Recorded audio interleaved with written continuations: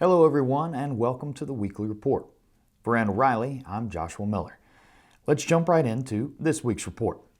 This week in job board searches and clicks. Truck driver searches were up across the board at 19% week over week, 24% month over month, and 136% year over year.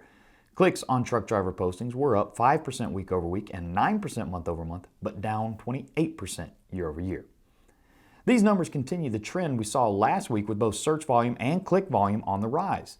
The available data seems to suggest that drivers are beginning to show an increased interest in looking for jobs, but they are remaining highly selective on which job posts they actually click on. That being said, click volume was at the highest level since the week of March 8th, which also just so happens to be the week the stimulus bill was passed and signed. And search activity rose to the highest level we've seen in this calendar year. Another trend we're beginning to see is that student driver CPL is going down, while student clicks are up by 24% and searches are up by 31%. So, all in all, that's great news for those of you who are trying to target students. This week in freight, load postings dipped from last week's all-time high, but only slightly, dropping 0.3% week over week. Dry van saw its largest decline in 6 weeks, falling by 5%, but this decrease does not change the fact that demand has remained consistently stable since early March. Refrigerated rose ever so slightly by 0.5% week over week, and flatbed is back, setting yet another volume record. Rising by 1% week over week, flatbed has now set a record volume level for the 8th time in 9 weeks. Truck postings were down 1% week over week overall, but dry van was up by 2.5% week over week. Refrigerated dripped by 4% and flatbed remained flat. The ratio of loads to trucks was virtually unchanged from last week, and that ratio was the 7th highest level on record. Spot rates rose by 6 cents per mile, and it too sets another all-time high. This makes the 3rd consecutive week spot rates have reached record levels.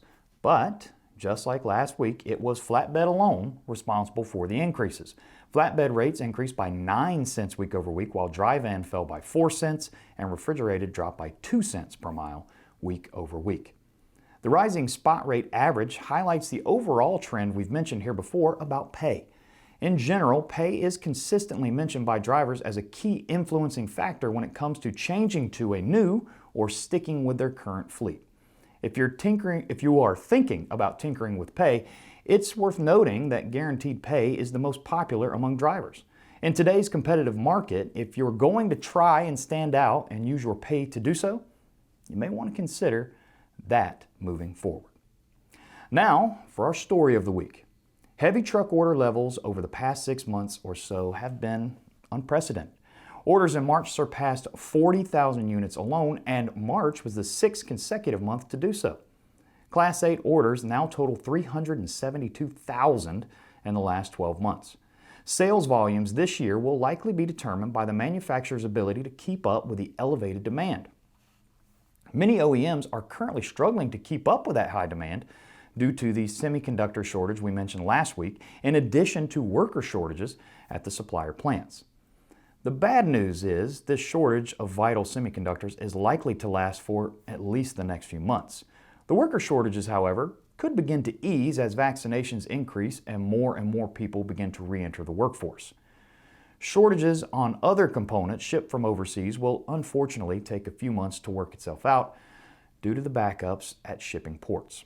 These supply chain challenges could force the trucking industry to play catch-up well into the first half of next year. Because of all these shortages and the ongoing delays, many fleets find themselves currently unable to replace aging equipment. That means if you are among the carriers who have a new or at least newer equipment, that's a major advantage your recruiters need to highlight and bring up with prospective drivers.